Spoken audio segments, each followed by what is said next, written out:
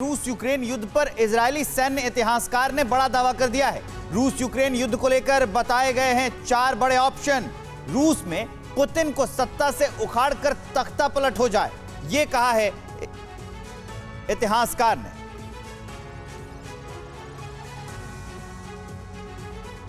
तो देखिए, रूस और यूक्रेन के बीच ये युद्ध जारी है। लगभग 3 महीने पूरे होने को चले हैं, लेकिन इसी बीच में कौन कौन से ऐसे 4 रास्ते जो सुझाए गए, जिसमें सबसे पहला तरीका और सबसे मुश्किल भी है, नेटो और पश्चिमी देश यूक्रेन को हथियार देते रहे। क्योंकि सवाल ये है कि आखिर हथियार देते भी हैं तो कब तक नेटो से मिले हथियारों से यूक्रेन मजबूती से लड़ता रहे।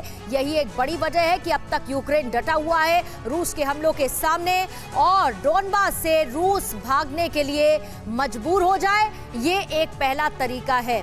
पुतिन युद्ध में हुए नुकसान की भरपाई के लिए शांति के मंच पर आ जाए, जिसकी उम्मीद अभी तक कम से कम बनती हुई नहीं दिख रही है। शांति में शामिल देश पुतिन को मजबूर करे कि रूस कब्जे वाले इलाके को छोड़ दे, वहां से पीछे हट जाए। दूसरा तरीका, रूस में गृह युद्ध छिड़ जाए, यानी युद्ध की वजह से रूसी अर्थव्यवस्था तहस नहस हो जाए, जिसके शुरुआती दिनों में आसार नजर भी आ रहे थे। हालांकि बाद में वो कुछ कवर अप जरूर हुआ।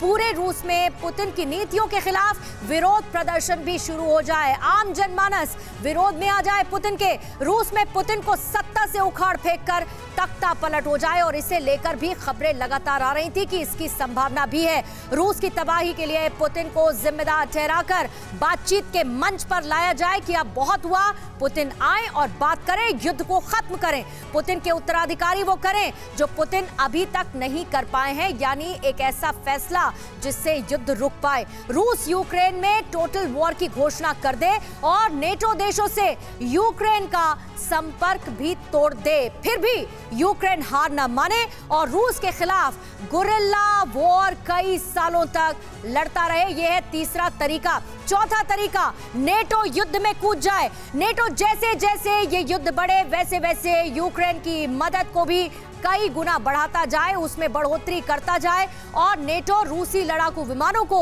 अपने एयर स्पेस में बैन कर दे। ये एयर स्पेस बैन जिसकी मांग ज़ेलेंस्की डे 1 से कर रहे हैं। अगर रूसी विमान बैन एयर स्पेस में आते हैं तो नेटो इनके विमानों पर हमला कर देगा, क्योंकि इसे नेटो देशों पर एक हमले के तौर पर, वायलेशन के तौर पर देखा जाएगा।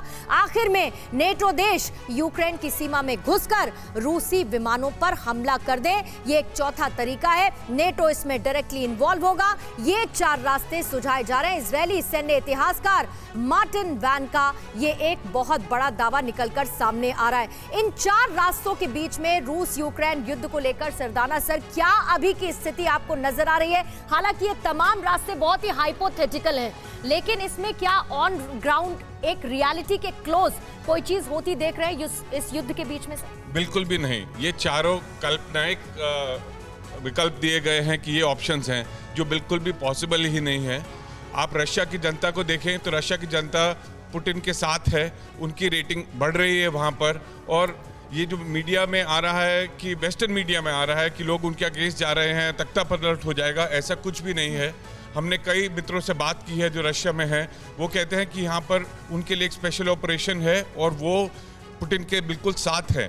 और यदि युद्ध रोकना है, अगर ये स्पेशल ऑपरेशन भी रोकना है, तो वेस्ट को अपने हथियार जो दे रहे हैं, नेटो कंट्रीज दे रहे हैं यूक्रेन को, वो रोकना पड़ेगा। तो जो इस कॉन्फ्लिक्ट को अगर रोकना है तो यूक्रेन के हाथ में, ना कि रशिया के हाथ में। आप ये कह रहे हैं कि ये हाइपोथेटिकल बातें हैं, ऐसा होना संभव नहीं दिख रहा है। तो ओपी तिवारी सर, क्या ये प्रोपेगेंडा का हिस्सा है? सिर्फ प्रोपेगेंडा फैला रहे हैं ये कोशिश प्रभावित करने के लिए? पहला जो ऑप्शन उन्होंने बताया कि वहाँ पर पब्लिक उनके अगेंस्ट हो रही है, ये प्रोपेगेंडा तो बहुत पहले ही चल जा रहा है और ये इन्फॉर्मेशन वॉरफेयर का एक हिस्सा है। पहले भी दिखाते हैं कि 4 आदमी आए, वहाँ पर पब्लिक इनके अगेंस्ट चली गई है। ये उनको भड़काने की कोशिश की जा रही है। इससे ज़्यादा इंपॉर्टेंट तो ये है कि यूक्रेन में जो पब्लिक ओपिनियन होना चाहिए, जिसका नुकसान हो रहा है, रशिया का तो नुकसान नहीं हो रहा है। अभी मैरिउपोल में क्या हुआ है उसका इम्पैक्ट बहुत तगड़ा है। मैरिउपोल में क्या क्या पकड़ा जाएगा, इस स्टील इंडस्ट्री के अंदर खाली हम सोचे कि खाली टनल है और कुछ नहीं है, उसमें लोग हाइड कर रहे हैं। ये तो गलत है। ये तो नाटो देश और अमेरिका का क्या क्या उसके अंदर इन्वॉल्व है। अभी जो एडमिरल साहब एक पकड़े गए हैं, एडमिरल ओस्ले, उनसे पता चलेगा कि उसमें क्या क्या है।